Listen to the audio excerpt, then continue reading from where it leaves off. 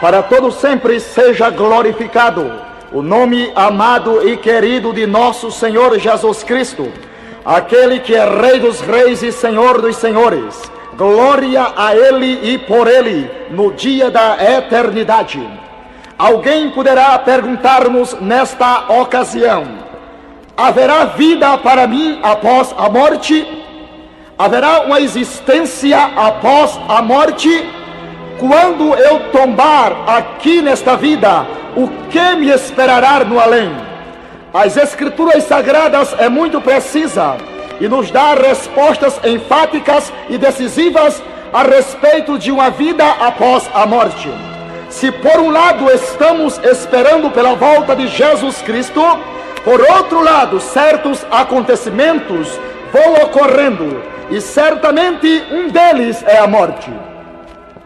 Toda a pessoa, salva ou perdida, que morre fisicamente enquanto espera pela vinda de Jesus, terá que descer à sepultura, e não há como escapar. A morte é uma inimiga do homem. Acerca disto não pode haver nenhuma dúvida, posto que o último inimigo a ser destruído será a morte.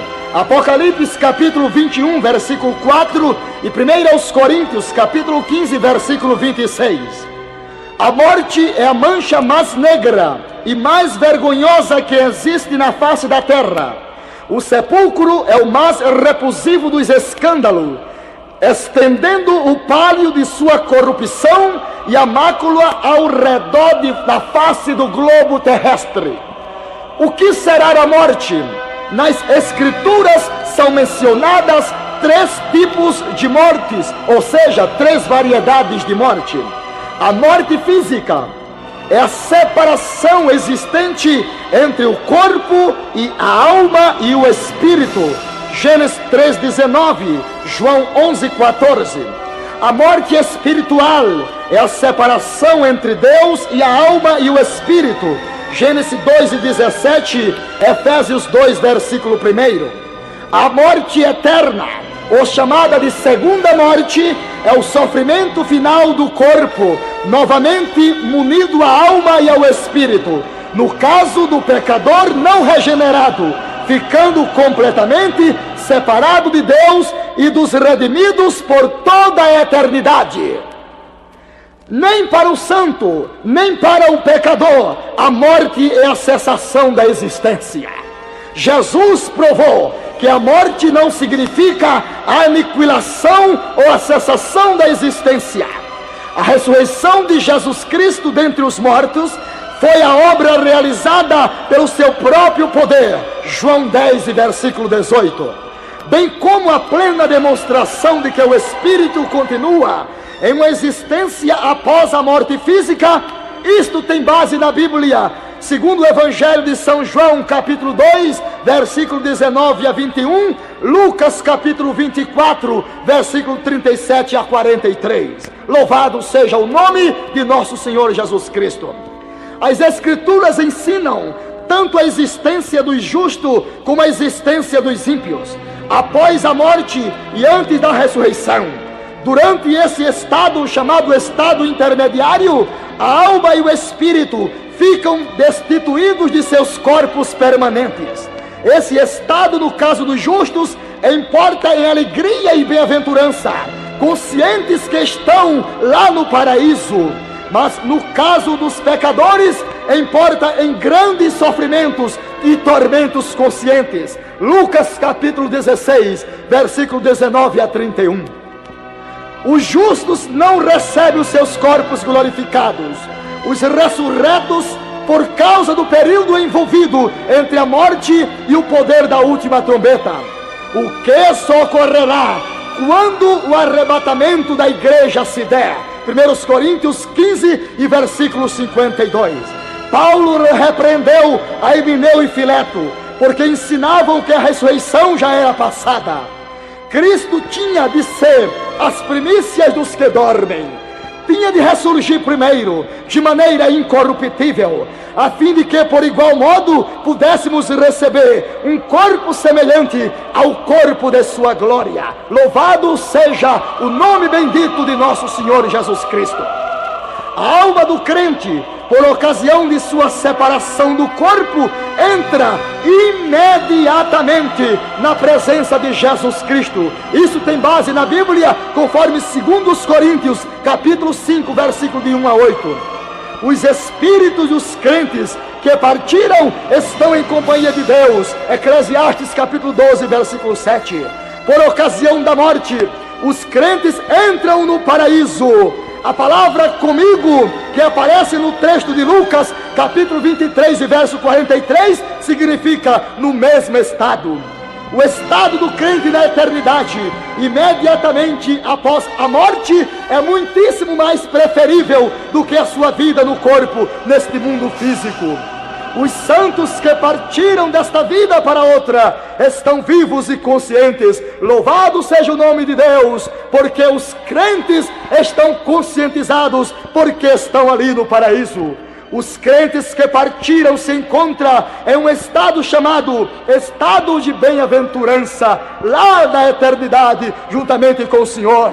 Por isso que São Paulo dizia: é muitíssimo mais preferível estar com o Senhor. Tenho desejo de partir e habitar com o Senhor, porque isto é muito melhor. O estado intermediário dos ímpios é o estado compreendido também entre a morte e a ressurreição do seu corpo. Os ímpios encontram-se no estado intermediário, em prisão e sob vigilância. É claro que não há necessidade de se vigiar espíritos inconscientes.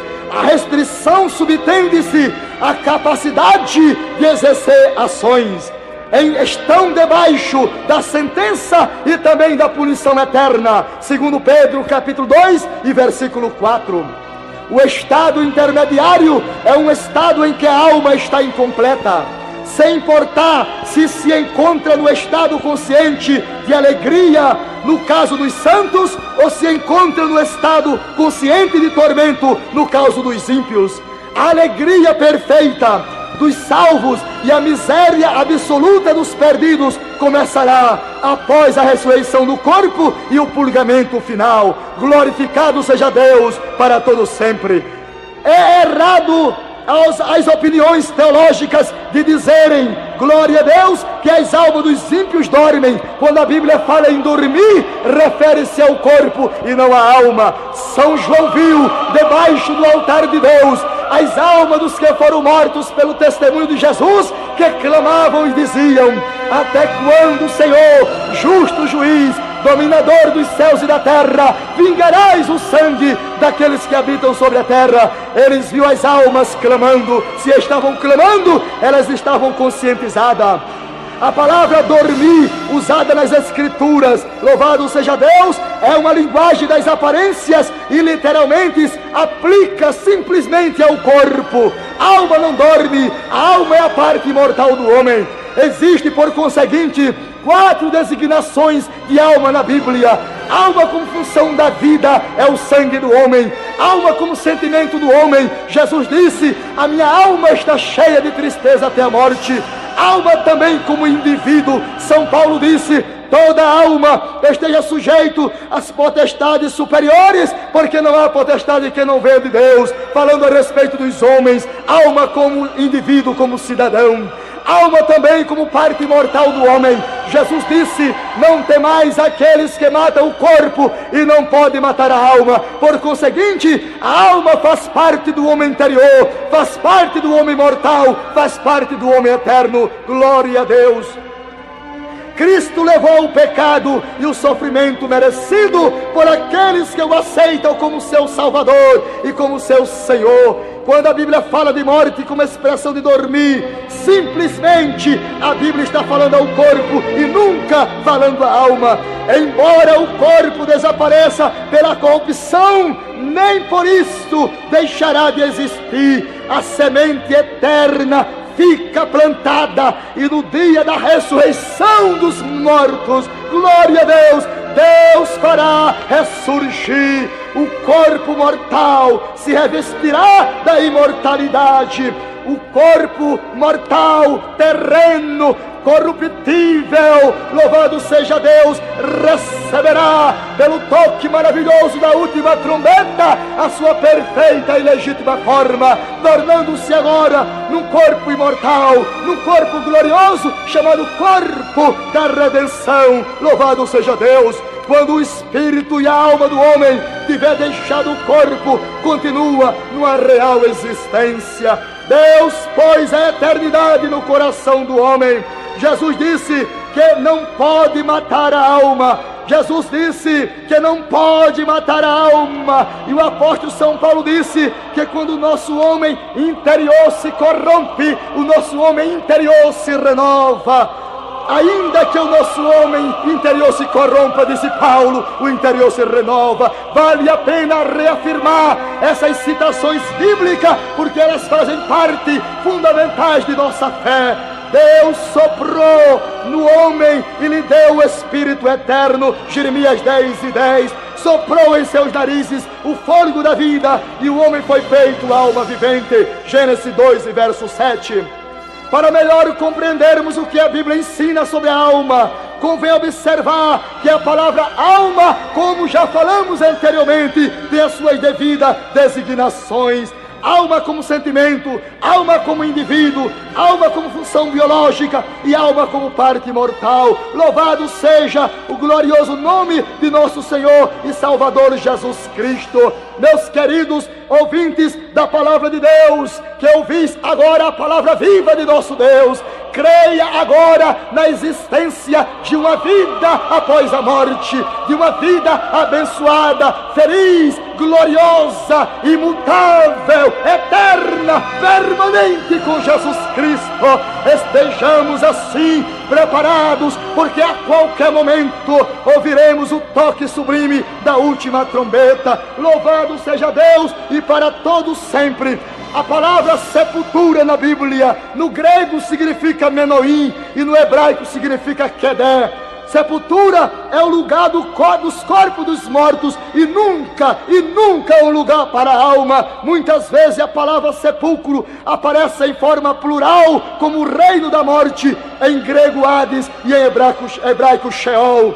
Sempre sepulcro é o lugar, nunca foi um lugar, melhor dizendo, para o espírito dos homens. O espírito do homem, assim que o seu corpo tomba desta vida, o seu espírito vai para o paraíso, a antecâmara do céu, aguardando tocar da trombeta. Assim como também o espírito dos descrentes, daqueles que não aceitaram a Cristo Jesus, irão também para o Hades, para a antecâmara do inferno, aguardando a segunda ressurreição, chamada ressurreição da vergonha e a ressurreição do nojo eterno. Inferno na Bíblia, no grego significa Geena e em hebraico Geinon. Este é o lugar definitivo onde os não crentes passarão com corpos e espírito toda a eternidade. Oh, prezado ouvinte, é uma realidade tremenda a eternidade com Deus e a eternidade sem Deus. Aonde passarás a eternidade? Há uma vida após a morte, quando todas as flores se murcharem, quando todos os rios se secarem, quando não houver mais sombra sobre a terra, nem sol também, haverá uma esperança, Jesus Cristo. Ele é a esperança dos homens, Ele é a tua esperança. Por conseguinte, entrega-te a Jesus, recebas a Jesus e viverás. Quando teu corpo tombar aqui, terás uma vida após essa morte, uma vida real, uma vida gloriosa, uma vida sublime, ou uma vida inquieta, ou uma vida sem paz. A Bíblia fala de tormentos eternos naquele grande dia. Tormentos refere-se à alma do homem, o tormento de consciência. Que Deus te abençoe e que você possa fazer a sua decisão confessando a Jesus como seu único e legítimo Salvador. Esta é a nossa oração no nome de Jesus para todos sempre. Amém.